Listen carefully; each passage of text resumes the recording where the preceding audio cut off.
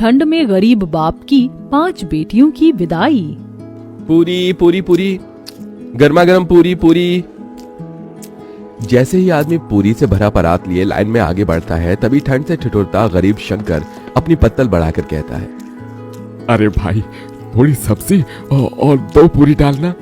जैसे वो आदमी पूरी देने लगता है, तभी पगड़ी पहने अमीर लालचंद वहां आकर उसे रोकते हुए कहता है, अरे ओ बिरजू, कोई जरूरत नहीं है इसको और पूरी देने की।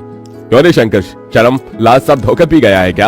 हाँ, तू घर में 5-5 जवान बेटियों को बिठाए रखा है और यहाँ दूसरे की बेटी की बारात में फ्री फंड का भोज खा रहा है। अरे तेरी सबसे बड़ी बेटी सुधा की जोड़ी की लड़कियां ब्याह करके कब की ससुराल चली गई और बच्चों की माँ बन गई। तू कब ब्याहेगा अपनी बेटियां?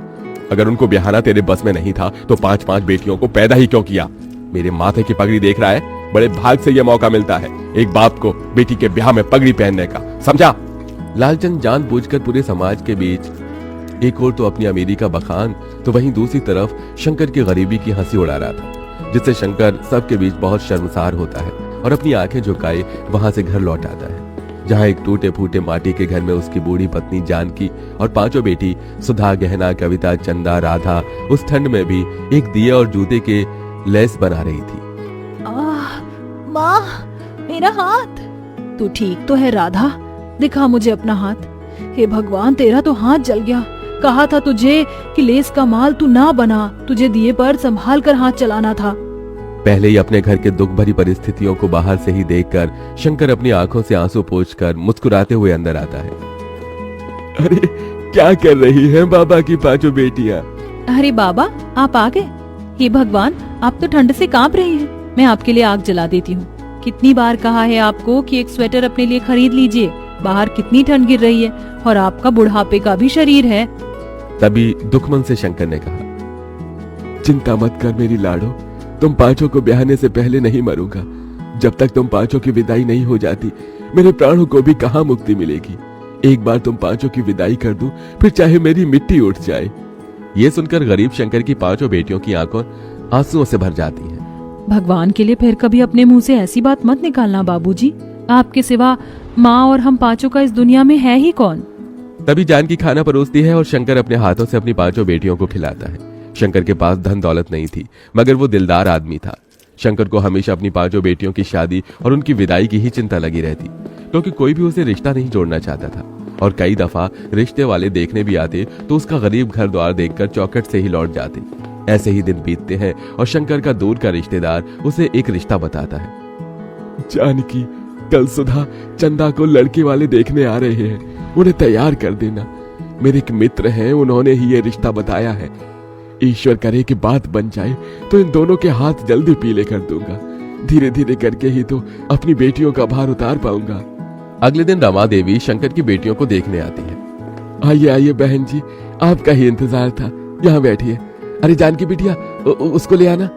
सुधा और चंदा एक बड़ी ही पुरानी सी बनारसी साड़ी में सादगी के साथ आती है और चाय नाश्ता परोसती है। तभी रमा देवी कहती है, देखो भाई साहब, बेटियां तो मुझे आपकी दोनों ही पसंद है, मगर दहेज भी लगेगा। मेरा एक बेटा बैंक में भले ही चपरासी है मगर सरकारी है और दूसरा बेटा सरकारी नौकरी की तैयारी कर रहा है। दोनों का ज्यादा नहीं तो 10 लाख दे दीजिए। दहेज की बड़ी रकम सुनकर गरीब शंकर चिंता में आ जाता है। माफ कीजिएगा बहन जी, मैं इतना तो नहीं दे पाऊंगा। एक बेटी होती तो जोड़ जाड़ कर कहीं से भी पैसे भी दे देता, मगर मेरी 2 बेटियों के बाद 3 बेटी और हैं ब्याहने को।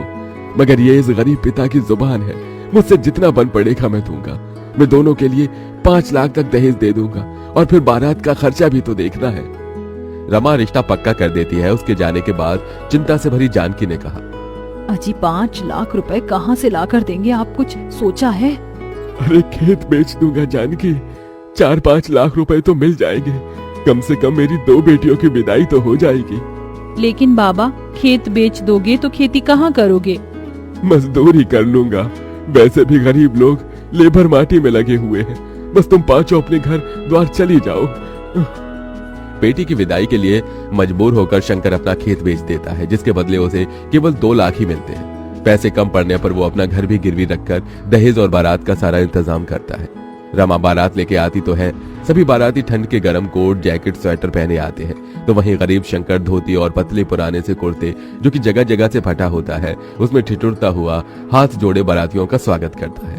मगर एकदम से रमा की शर्त पलट जाती है। अरे रमा जी, आपने मुझे वचन दिया था, आप ऐसे कैसे बात से मुकर रही हैं? देखो भाई, 10 लाख रुपए से दहेज का एक पैसा कम नहीं लगेगा। अगर तुम दे सकते हो तो कहो, नहीं तो बारात वापस लेकर जाते हैं। शंकर डबडबाई आंखों से मंडप में दुल्हन बनी बैठी अपनी बेटी को देखकर अपनी पगड़ी उतारकर रमा के पैरों में रख देता है। मैंने अपनी इज्जत आपके पैरों में रख दी है, दया कीजिए। अगर ये शादी नहीं हुई तो लोग मुझे और मेरी बेटियों को जीने नहीं देंगे।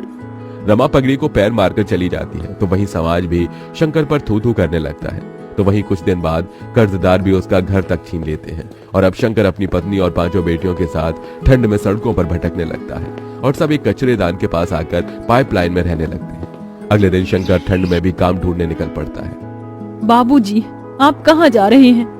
काम ढूंढने जा रहा हूँ। मगर बाबा, बाहर इतनी ठंड गिर रही है। अगर ठंड देखूंगा तो जीवन भर भी इस गरीबी में तुम 5 की विदाई नहीं कर सकूंगा। पिताजी, अब हम 5 भी आपके साथ मेहनत करेंगे। जब इस भयंकर ठंड में बूढ़ी होकर आप काम करेंगे तो हम जवान होकर क्यों नहीं? थोड़ी दूर जाने के बाद शंकर को सड़क बनाने में काम मिलता है, जहां मजदूरों की जरूरत होती है। अब शंकर और उसकी बेटी कड़कड़ाती ठंड में मेहनत करने लगती है। तभी एक दिन ठंड से सड़क पर बहुत कुहासा छाया होता है, जिससे एक महंगी गाड़ी आगे आकर खंबे से टकरा जाती है। 5 बहनें आकर गाड़ी में से एक औरत को निकालती हैं। दीदी, इन माँ जी के सर से तो खून बह रहा है, इन्हें पट्टी बांधनी होगी। चंदा, चल इन्हें घर ले चलते हैं। शंकर का परिवार अंजना की बहुत देखभाल करता है। वहीं बातों बातों में शंकर अपना दुख उससे बांटता है और फिर, भाई साहब, भगवान ने आपकी 5 बेटियों को मेरे बेटों के लिए ही बनाया है। मैं इन्हें अपने घर की बहू बनाना चाहती हूँ। ये सुनकर शंकर की आंखों से खुशी के आंसू छलक पड़े। बहन जी, मैंने कभी सपने में भी नहीं सोचा था कि मेरी 5 बेटियों का रिश्ता इतने बड़े घर द्वार में लगेगा। बहुत ही ऊंचा भाग्य है तुम्हारा मेरी बच्चियों, जो अंजना जी ने तुम 5 को पसंद किया है।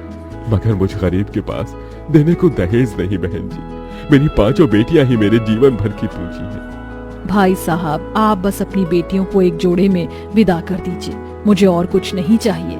थोड़े ही दिन बाद शंकर अपनी बेटियों की विदाई की तैयारी में लग जाता है। वो कड़ाके की ठंड में कांपता ठिठुरता कचरेदान को साफ करके वहां मड़वा बनाता है और खाने पीने शुद्ध बोध बिसार कर खुद को मेहनत में झोंक देता है और 2 पैसे ज्यादा कमाने के लिए गीली रेत बालू उठाकर मिले पैसे से 5 की शादी का जोड़ा खरीद कर लाता है। शादी का दिन आ जाता है। बड़े धूमधाम से अंजना बारात लेकर आती है। आंखों में आंसू भरकर शंकर कहता है, देखो जानकी, हमारी 5 बेटियों की बारात आई है, आज उनकी विदाई है। आपने अपने पिता होने का फर्ज पूरा किया जी। इसके बाद जानकी और शंकर उन 5 का कन्यादान कर देते हैं और विदाई का पल आ जाता है। तभी, ये लो मेरी बच्चियों, ये चावल पीछे को फेंक कर आगे बढ़ो।